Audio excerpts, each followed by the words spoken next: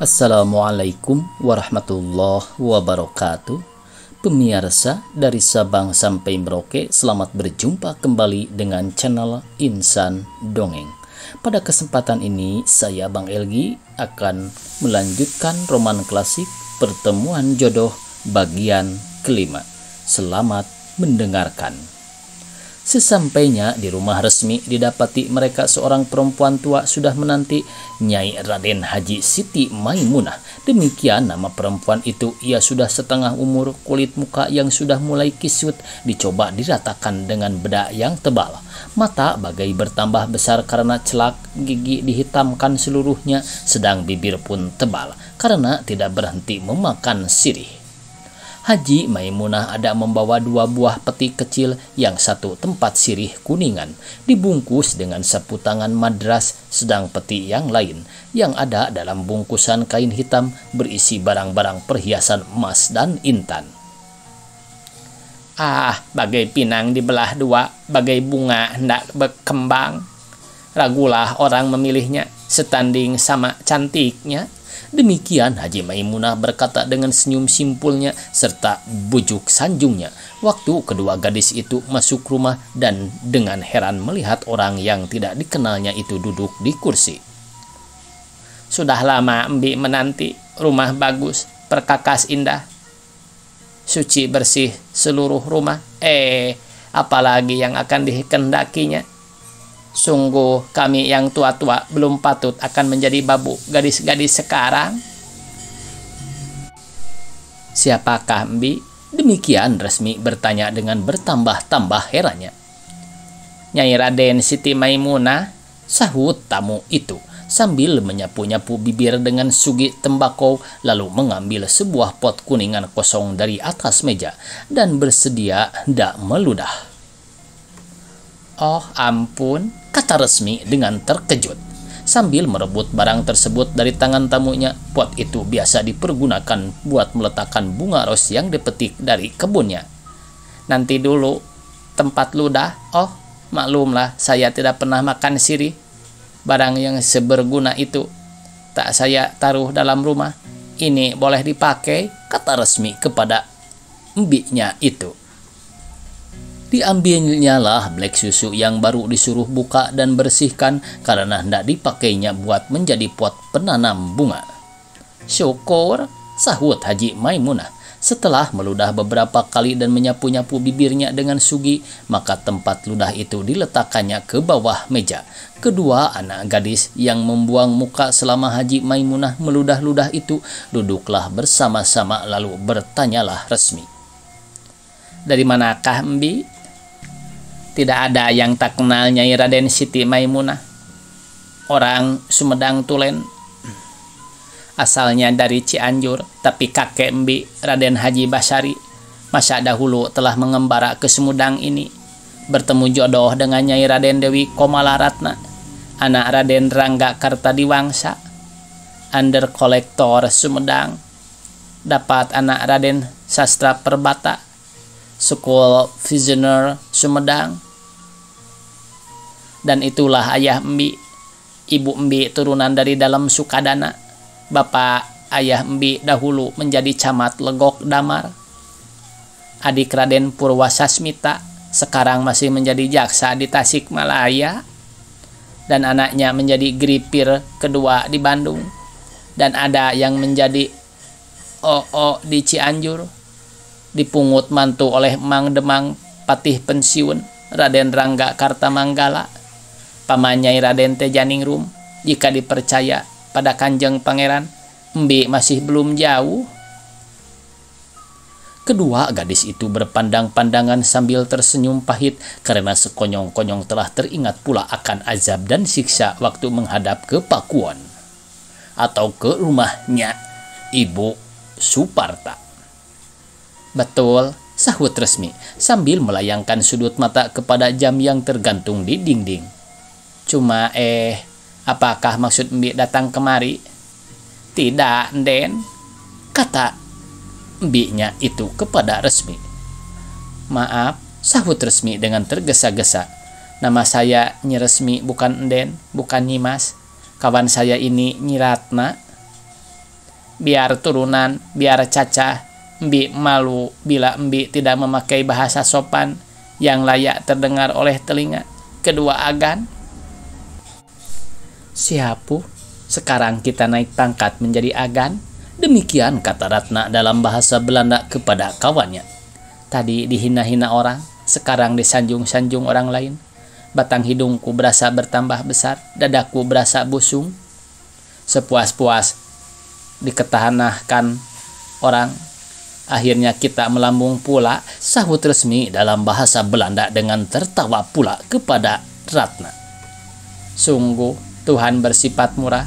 Sesudah hujan datanglah panas, sesudah rugi datanglah untung. Departemen pengajaran harus mengganti besruit angkatanku karena aku sekarang sudah mendapat pangkal nama. Tadi orang kesempitan pada kita, tapi sekarang ada orang lain yang berpengharapan pada kita, Mi. Cuma aku ingin tahu apakah yang diharapkannya dari kedua agan ini, kata Ratna kepada Resmi temannya itu. Dalam kedua gadis itu bersenda gurau bergelak-gelakan itu, Haji Maimunah telah membuka bungkusan peti emas intannya. Kegembiraan hati Resmi telah berganti dengan kecemasan demi dilihatnya perangi Haji Maimunah yang meletakkan suginya di dekat tutup mejanya yang masih baru dan diperbuat dari beleduk putih yang disulam dengan benang sutra yang berwarna-warna.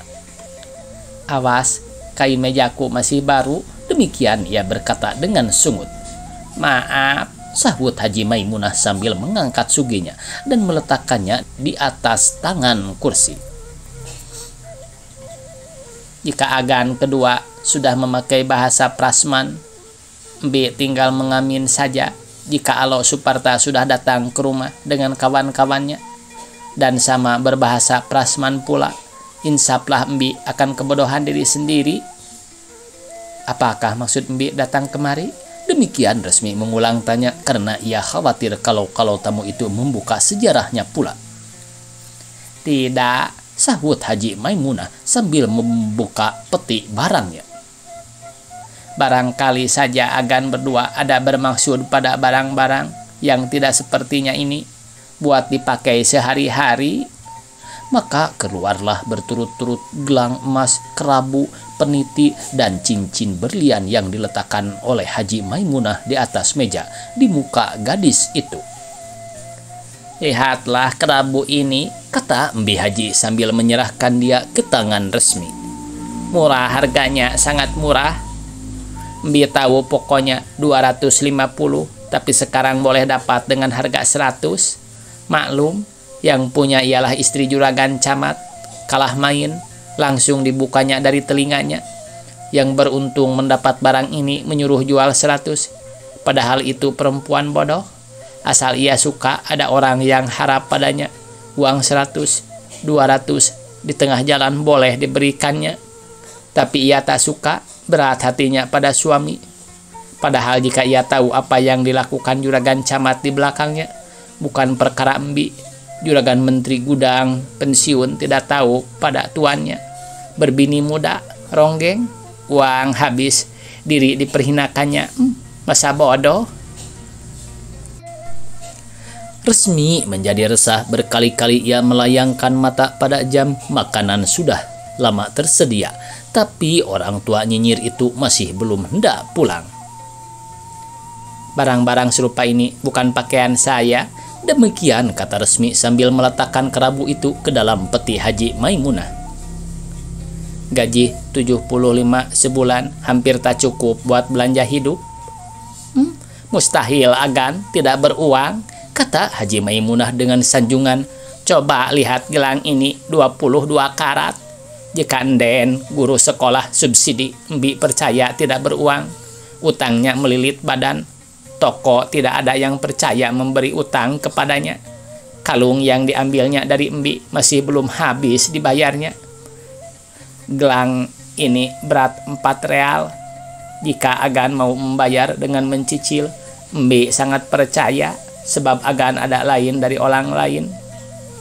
Menteri Polisi, istri juragan Komis Pos, istri kedua juragan Wedana, masih banyak lagi yang tidak disangka-sangka. Semuanya tukang main gila. Ingin memakai barang lihat membayar. Kedua gadis itu sangat jemu mendengarkan ocehan yang tak layak didengar oleh telinganya itu. Mbi Haji, Demikian kata Resmi sambil bermuka masam. gaji saya tak cukup buat membeli barang-barang serupa ini. Berutang saya tak mau karena tak akan ada uang buat membayar pembayarannya. Selain dari itu, janganlah Mbi berkecil hati. Waktu ini bukan waktu bertetamuan. Hari sudah hampir pukul 3, kami banyak perbuatan. Di kemudian hari Mbi boleh datang kembali, kata Resmi kepada Haji Maimunah tersebut. Maka berdirilah Resmi dan Ratna lalu pergi ke belakang, meninggalkan Haji Maimunah yang sedang berkemas. Benar, Agan. Demikian ia berkata dalam berbungkus, meskipun kedua gadis itu sudah pindah duduk ke belakang. Mbi ada mempunyai kemanakan yang keras pula memegang adat itu.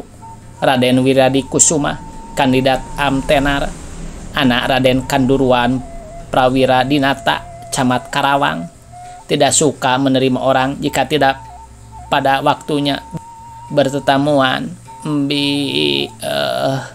Sementara itu Resmi sudah keluar pula lalu mengantarkan Haji Maimunah sampai ke halaman dan berkata, lain hari Mbi Haji, kata Resmi kepada Haji Maimunah. Maka kembalilah ia ke dalam mendapatkan Ratna sambil mengurut-ngurut dada. Baru lapang rasa dadaku, bakal besanmu nak. Ratna sedang bersih cepat menolong koki Resmi menyediakan makanan, lalu menyahut, sebulan bergaul dengan orang-orang yang berketurunan itu, aku khawatir kalau aku akan kepindahan penyakit gila turunan pula, kata Ratna kepada Resmi. Nak, rupanya telepon Sumedang sudah tersesat masuk rumahku. Amboy, adakah namaku akan tinggal suci di masa yang akan datang? Bila Mbi Raden Haji itu keluar masuk rumah ini, mudah sekali buat memagar rumah, sahut Ratna kepada Resmi. Mudah, jawab Resmi. Jangan diterima jika ia datang sekali lagi. Tidakkah engkau berkuasa di dalam rumahmu sendiri? Orang yang menodai nama sekalian penduduk kota ini, sedang ia mengaku pula masih berkeluarga dengan mereka itu, tidak pula akan segan-segan menodai namamu, karena engkau di sini hanya sema, orang datang yang tidak berkaum keluarga dan tidak mempunyai sejarah. Tidak salah engkau berkata bahwa aku ini ialah orang di luaran yang boleh dihina dipergunjingkan dengan tak ada sesuatu kawan yang akan berpihak kepadanya. Ratna, tapi apakah akan dia dayaku? Makin aku musuhi orang yang serupa itu, makin leluasa ia dalam perkara membusuk-busukkan namaku. Ya, yang sebaik-baiknya bagiku hanyalah memelihara hatinya saja, supaya jangan sampai benci kepada diriku. Ada besar harapan ia tidak akan membusuk-busukkan nama aku. Itulah penyakitnya jika orang hidup di negeri kecil, nak. Hidupnya sangat berhampiran, umpamanya bersebelah-sebelahan rumah. Mau tak mau bila sudah keluar rumah, niscaya akan bertemu dengan segala penduduk yang keluar rumahnya pula. Jika tidak datang mendatangi, buruk pula sebutannya. Di dalam datang mendatangi banyak cerita dan gunjingan yang keluar, yang tidak dimaksud hendak dikeluarkan. Sepatah kata dikatakan, dalam sekejap mata ia sudah menjalar sepenuh kota, seolah-olah disiarkan oleh surat kabar. Sudah tentu pula yang sejengkal menjadi sehasta, sehasta menjadi sedepa. Tiap-tiap warung, tiap-tiap toko kenal pada segenap penduduk kota. Buku utang di warung atau di toko itu bukan rahasia lagi, melainkan menjadi umum. Telepon sejenis Mbi Haji tadi tidak pula kurang. Orang yang berpenyakit serupa itu belum akan bersenang hati sebelum ia membuka clear yang menutup rahasia rumah tangga orang lain di muka segala orang yang didatanginya.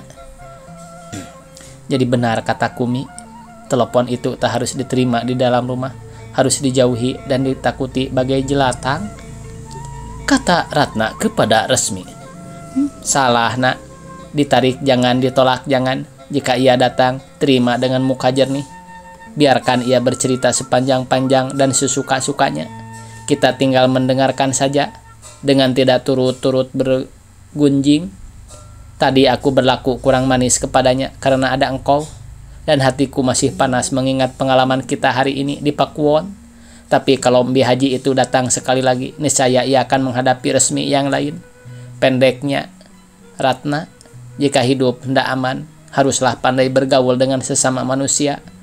Artinya, haruslah kita pandai membawakan orang itu dalam segala peranginya yang buruk-buruk, terutama jika diam di negeri kecil. Petang itu datanglah Suparta menemui Ratna di rumah resmi. Tingkah laku dan air mukanya ada memberi alamat bahwa ia pun sedang tidak bersenang hati. Waktu Ratna dan Resmi datang berkunjungan ke rumah ibunya, Suparta sudah keluar karena tak tentu apa yang hendak diperbuatnya di rumah. Sepulangnya timbullah pertikaian pikiran antara ibu dan anak pasal Ratna. Tidak boleh bersia-sia tentang memilih bakal istri, Cep, kata si ibu. Lebih dahulu engkau harus memikirkan hal turunan kita. Turunan yang tidak kemasukan darah orang kebanyakan setetes jua. Dalam sejarah ayahmu, demikian juga dalam sejarah ibumu, tidaklah akan bertemu Mas, melainkan Raden seluruhnya. Asal bapaknya Raden, niscaya anaknya akan Raden pula, sahut Suparta. Meskipun ibunya hanya orang kebanyakan. Benar, tapi darah si anak itu sudah kecampuran darah keruh. Susah bagi saya bertukar pikiran dengan ibu dalam perkara yang sesulit ini. Setahu saya, tidak semua Raden berdarah jernih. Ada Raden yang dibeli, ada Raden yang diberikan oleh gubernemen sebagai anugerah, dan tidak pula kurang Raden yang hanya beribu orang kebanyakan saja. Benar, Cep, tapi Raden kita ada tahan uji. Pada pikiran ibu, dalam perkara mencari istri itu wajib benar engkau menyerahkan kepada orang tua. Meskipun sekolahmu sudah lanjut, masih banyak perkara kehidupan yang belum patut menjadi buatan orang muda, melainkan masih menjadi tanggungan orang tua jua, terutama di dalam perkara mencari besan. Zaman sudah berubah, Bu. Dahulu orang berkata mencari besan, tapi sekarang yang lazim terdengar ialah mencari istri. Pada pendapat saya, pasal beristri itu secara laku pergaulan hidup sekarang harus pula dipandang dari pihak-pihak yang lain, bukan saja dari pihak turunan. Ibu tentu mengingat akan anak yang akan dilahirkan nanti. Anak ini akan dipandang sebagai manusia yang kelak akan menjadi semarak bagi turunannya. Saya pun memandang kepada anak pula. Penting benar bagi saya hal pendidikan si anak itu. Anak yang dididik oleh ibu bapak yang hidup manis dan berkasih-kasihan, serta di dalam aman dan damai dan berkelurusan pula, boleh diharap akan menjadi orang baik-baik, berbudi, dan berhati kebangsawanan. Turunannya bangsawan, usul atau bukan, sekali-kali tidaklah akan menjadi kepentingan. Tapi sebaliknya, bila ibu dan bapak yang bangsawan usul hidup bersuami istri secara yang tidak sepatutnya, bila rumah tangga itu kacau karena kedua bangsawan usul itu tidak bersifat bangsawan hati, maka anak yang diasuhnya tak dapat diharap akan menjadi bangsawan hati pula. Kemajuan bangsa dan kemajuan tanah air tidaklah dapat dibangunkan dari kebangsawanan usul saja, tapi terutama sekali dari kebangsawanan hati. Jadi bagi saya, dalam hal bersuami istri itu, yang lebih dahulu saya pikirkan hanyalah persamaan dalam kebangsawanan hati itu, bukan persamaan dalam perkara kebangsawanan usul. Belum tentu suami istri itu akan hidup berkelurusan saja karena keduanya bergelar Raden. Engkau hendak berkata bahwa hidup bersuami istri itu tidak akan berkelurusan karena keduanya ada orang berbangsa? Bukan begitu maksud saya, Bu. Jika kebetulan saya yang bergelar Raden telah memilih orang kebanyakan buat menjadi istri saya, karena berkenan pada hati saya, baik tentang rupa parasnya maupun tentang ilmu pengetahuannya, atau tentang budi pekerti dan feel lakunya, maka terlebih baik saya kawin dengan orang itu meskipun ia bukan Nyai Raden, daripada saya mengambil orang lain yang tidak saya kenal, yang hanya diuntukkan buat menjadi istri saya karena ia turunan bangsawan, karena orang-orang tua saya hendak memelihara turunan. Belum dapat engkau berkata bahwa yang akan menjadi pilihan ibumu sudah tentu orang buruk, Cep. Karena engkau belum tahu siapa yang disediakan ibu buat engkau. Engkau belum mencoba berkenalan dengan dia, dan belum pula engkau tilik buruk baiknya, baik lahir maupun batin. Jika saya belum terlanjur memilih yang berkenan pada hati saya, maulah saya mencoba menilik-nilik dia. Tapi apa boleh buat, ibu sudah kedahuluan. Siapakah den pilihan ibu itu? Nyai Raden Siti Halimah, anak Aji Camat pensiun Cicalengka, masih masuk sejarah kita, masih turunan dalam Sukadana, baik dari pihak bapak maupun dari pihak ibu. Den Halimah tidak kecampuran darah keruh, dan pelajarannya cukup pula. Jika tak salah, sesekolah dengan sahabatmu yang datang kemari tadi pagi. Suparta gelak, terbahak-bahak mendengarkan nama itu. Waktu hendak masuk Probable Week School adalah Halimah datang ke Sumedang, berkunjung ke rumah ibunya. Kebetulan Suparta di rumah pula, rendah, gemuk, tidak berpinggang, muka ceper, hidung demes, mata tombol, kabus pula. Sungguh tampan itu hanya akan laku kepada orang yang hanya mengharap akan turunan yang berdarah jernih saja. Melihat perangi anaknya yang gelak-gelak itu, masgulah hati Nyai Raden Teja Ningrum. Maka bertanyalah ia dengan tajam, Apakah cacatnya gadis itu? Entahlah, sahut Suparta. Di mata ibu tampan, di mata saya janggal, kata saya patut, kata ibu buruk. Tadi saya berkata, sulit benar buat mempertengkarkan perkara ini. Manusia ada mempunyai rasa yang tidak akan dapat dijadikan buah pertengkaran. Ibu gemar memakan sirih, saya tak dapat bercerai dengan rokok. Pendeknya, engkau masih sekolah, kata Nyai Raden Teja Ningrum buat menutup pertikaian pikiran itu. Sabarlah, jika engkau sudah menjadi orang, tahu membedakan baik dengan buruk, niscaya engkau akan membenarkan kata ibumu. Meskipun kepandaianmu telah mengukir langit, di mata ibumu engkau masih kanak-kanak yang belum patut menopang-nopang kata orang tua.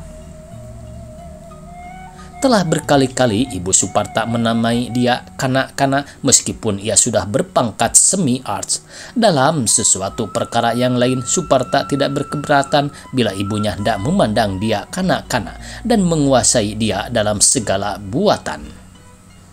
Tapi dalam perkara Ratna, tak sukalah ia dihalangi atau dirintang-rintangi.